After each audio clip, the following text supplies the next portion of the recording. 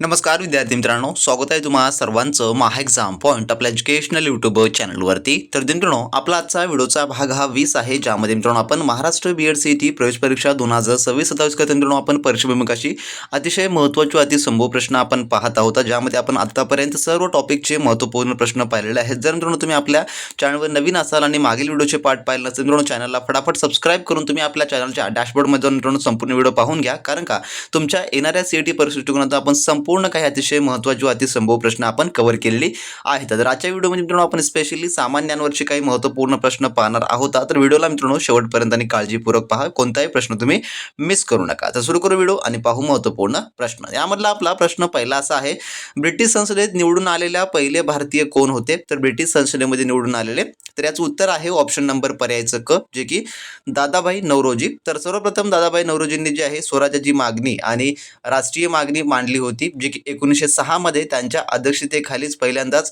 काँग्रेसच्या कलकत्ता अधिवेशनामध्ये स्वराज्याची मागणी जी की करण्यात आली होती. ते म्हणाले की आम्हाला द्यायची भीक मागायची नाही, असं आम्हाला फक्त न्याय हवा आहे, असं त्यांनी म्हटलेलं होतं. आम्हाला ब्रिटिश नागरिकांसारखेच हक्क हवे आहेत याचा उल्लेख करायचा नाही, आम्हाला स्वराज्य हवे आहे, असं देखील त्यांनी म्हटलेलं होतं. तर दादाभाई नौरोजी यांना भारताचे ग्लॅडस्टोन किंवा grand old man of India म्हणून देखील ओळखलं जातं. परीक्षेत तुम्हाला असा देखील प्रश्न येऊ शकतो की grand old man of India म्हणून कोणाला ओळखलं जातं? तर ते आहे दादाभाई नौरोजी यांना. तर हे देखील तुम्ही या ठिकाणी लक्षात ठेवून घ्या. पर्याय नंबर क याचं उत्तर होईल.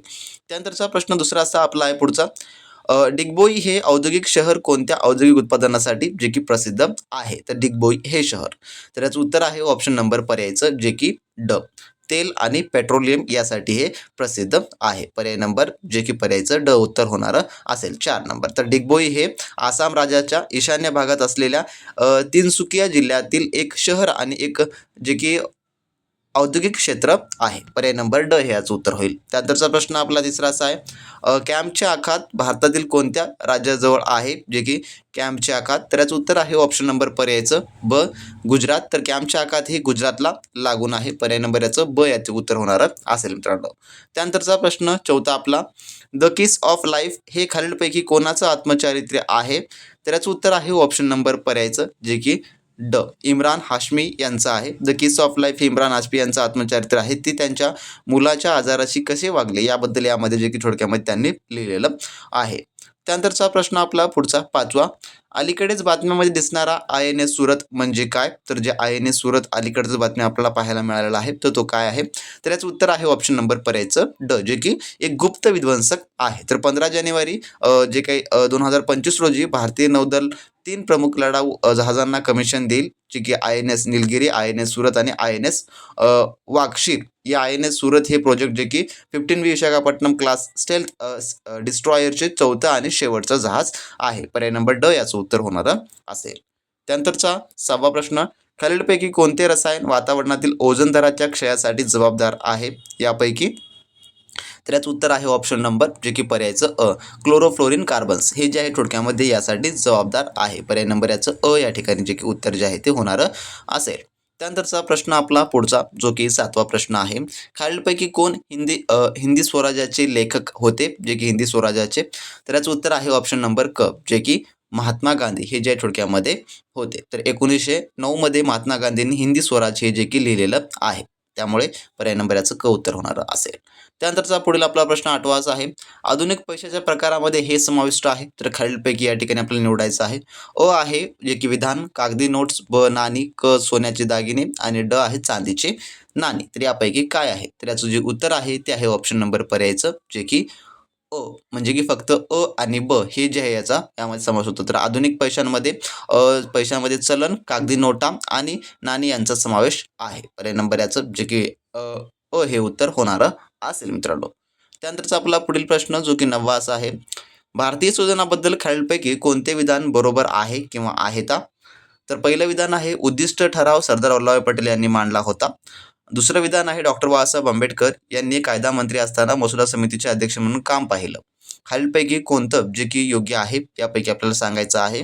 तर याचं उत्तर आहे ऑप्शन नंबर पर्यायचं, जे की फक्त 2. तर या ठिकाणी जे की पर्याय नंबर 2 म्हणजे की डॉक्टर BR आंबेडकर यांनी कायदा मंत्री असताना मसुदा समितीचे अध्यक्ष म्हणून जे की काम पाहिलेलं आहे. पर्याय नंबर याचं जे की ब हे उत्तर होणारं असेल. तर सरदार वल्लभभाई पटेल यांनी जे काही यावेळेस जे काही या ठिकाणी उद्दिष्ट ठराव हा त्यांनी मांडलेला नव्हता, तर उद्दिष्ट ठराव जो आहे जो की जवाहरलाल नेहरू यांनी जे आहे ते मांडलेला होता. पर्याय नंबर याचं त्यामुळे बच फक्त होणार असेल.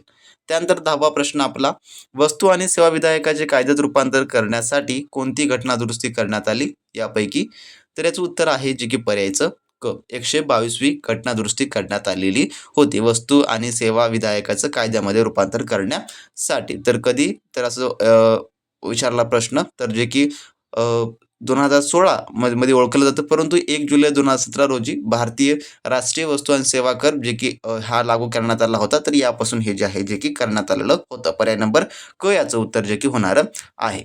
जर मित्रांनो तुम्ही BEd CET परीक्षा 2026ची तयारी करत असाल आणि मित्रांनो त्यासाठी तुम्ही अजूनही आपला स्पेशली असलेला यासाठीचा कोर्स लाईव्ह प्लस रेकॉर्डचा मित्रांनो जॉईन केला नसाल तर वेळ न वाया घालवता लगेचच्या लगेच या व्हिडिओच्या डिस्क्रिप्शन बॉक्समध्ये आपल्या ऑफिशियली ॲपची लिंक दिली आहे. तिथून मित्रांनो लगेचच्या लगेच जॉईन करून घ्या, ज्याद्वारे तुमची A to Z तयारी मित्रांनो या ठिकाणी कंप्लीट होणारी असेल. यामध्ये मित्रांनो तुम्हाला परिपूर्ण fully syllabus based online test series मिळणारे असतील, ज्यामुळे तुम्हाला खऱ्याखुरा पेपरचा अनुभव घेता येणार असेल व त्यासोबतच तुम्हाला यामध्ये आपण ई-बुक देखील इंटिग्रेट करून दिलं आहे, ज्यामुळे मार्केटमधलं कोणतंही तुम्हाला महागडं पुस्तक घेण्याची गरज पडणारी नसेल किंवा तुम्हाला कोणतेही याहून अधिक महागड्या कोचिंगची गरज पडणारी नसेल. आणि मित्रांनो तुम्हाला सांगतो, आपण सर्वात कमी प्राईसमध्ये यामध्ये आपण संपूर्ण काही तुम्हाला लाईव्ह प्लस रेकॉर्ड बॅच या ठिकाणी उपलब्ध करून देत आहोत, जे की आपली सध्याची डिस्काउंट ऑफरमध्ये प्राईस जे की 999 फक्त आपण ठेवलेलं आहे, ज्यात तुम्हाला परिपूर्ण संभाव्य टेस्ट सिरीज आपण उपलब्ध करून देणार आहोत, जे की परीक्षेमध्ये 100% प्रश्न विचारले जाण्याची दाट संभाव्यता असणारी आहे, ज्यामध्ये सर्व विषयाचं पेपर विश्लेषण व त्यासोबतच कमी वेळेमध्ये तुमची या ठिकाणी A to Z तयारी होणारी असेल. तर आपली परीक्षा मित्रांनो जे की मार्चमध्ये होणार आहे, त्यामुळे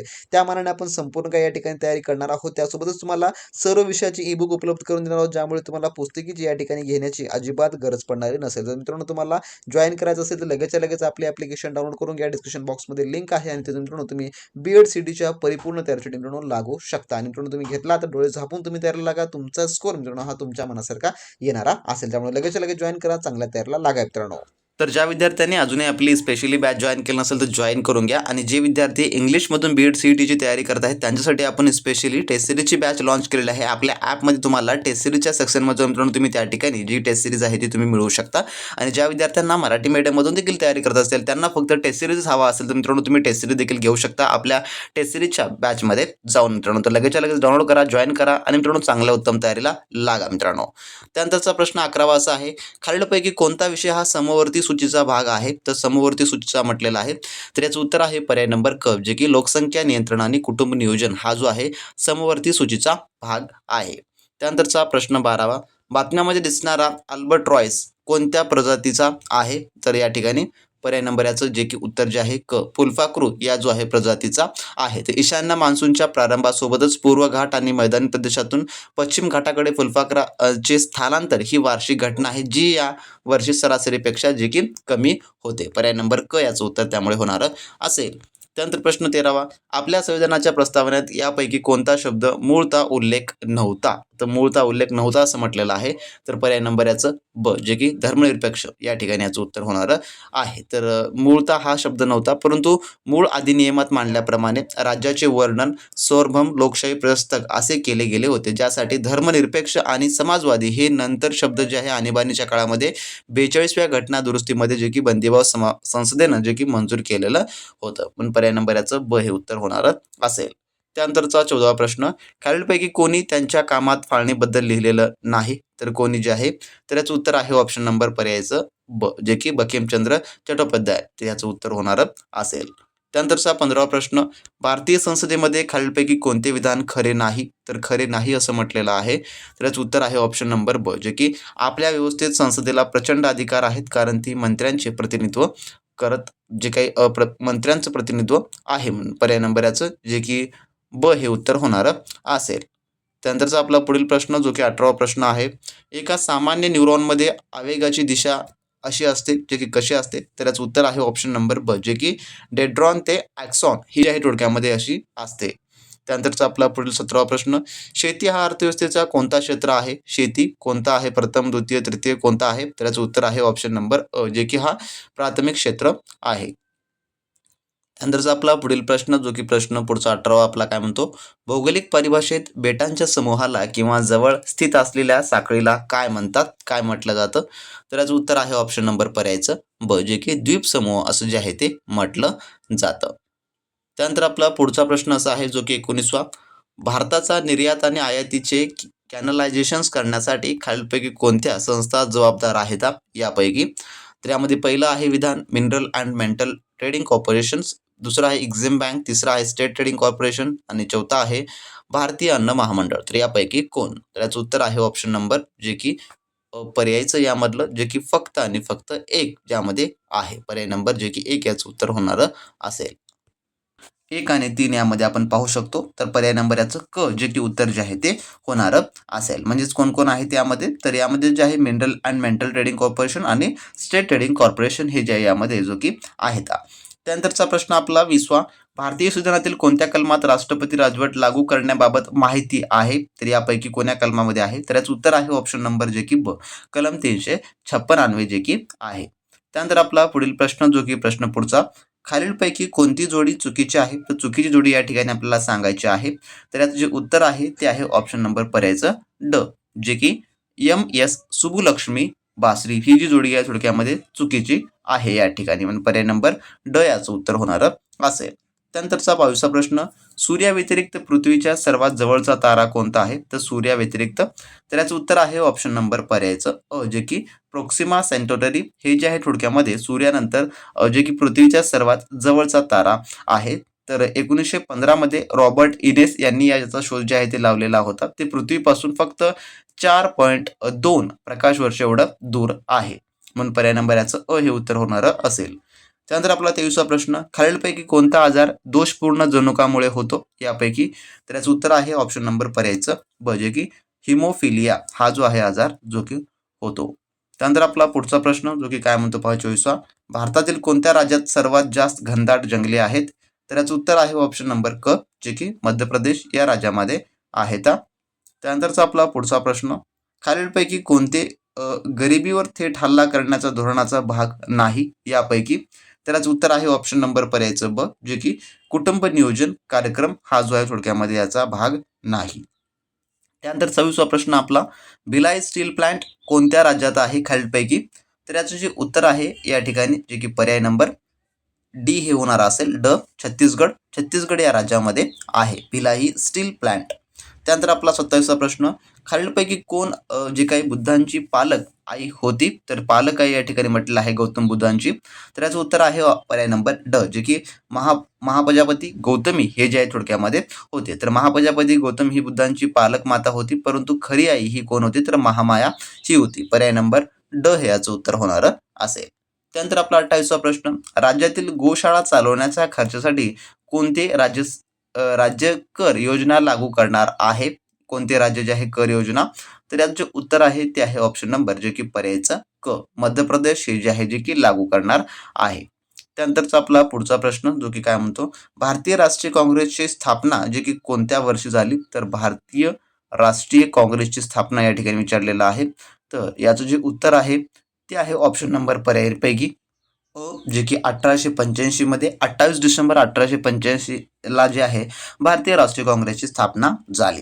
त्यानंतरचा आपला पुढचा प्रश्न 30वा, चिपको आंदोलन कोणत्या जे की राज्यामध्ये सुरू झाले? तर चिपको आंदोलन, तर हा प्रश्न देखील खूप आणि खूप इम्पॉर्टंट आहे, कारण का यावर अनेक वेळे जे आहे प्रश्न जे की विचारण्यात आलेले होते. तर हा जो चिपको आंदोलनाचा मुवमेंट आहे तो उत्तराखंड या राज्यामध्ये जे की सुरू झालेलं होतं. पर्याय नंबर याचं ब या ठिकाणी जे की उत्तर जे आहे ते होणारं असेल. तर पर्याय नंबर याचं ब हे उत्तर. असे मित्रांनो आजच्या व्हिडिओमधले आपले टॉप 30 क्वेश्चन होते जे की आपण बीएड सीईटीचे आपण जे की जीएसचे क्वेश्चन्स पाहिलेले आहेत आणि प्रत्येकी प्रश्न मित्रांनो इम्पॉर्टंट आहे तुमच्या परीक्षा दृष्टिकोनातून. जर तुम्हाला या सर्व प्रश्नांची पीडीएफ हवी असेल तर लगेच आपली बॅच जॉईन करून घ्या. त्यामुळे तुम्हाला ह्या सर्व प्रश्नांची पीडीएफ मिळेल आणि ज्या विद्यार्थ्यांना टेस्ट सिरीज प्लस नोट्स किंवा ईबुक किंवा लाईव्ह क्लास हवा असेल त्यांनी आपले लाईव्ह बॅचेस जॉईन करू शकता, किंवा ज्यांना फक्त टेस्ट सिरीज हवा असेल त्यांनी आपली टेस्ट सिरीज फक्त मित्रांनो तुम्ही जॉईन जे आहे ते करू शकता. लगेच जॉईन करा, चांगल्या उत्तम तयारीला लागा. तर भेटू नेक्स्ट व्हिडिओमध्ये नवीन माहिती नवीन अपडेट सोबत. तोपर्यंत मित्रांनो बी प्रॅक्टिस क्रॅक एक्झाम.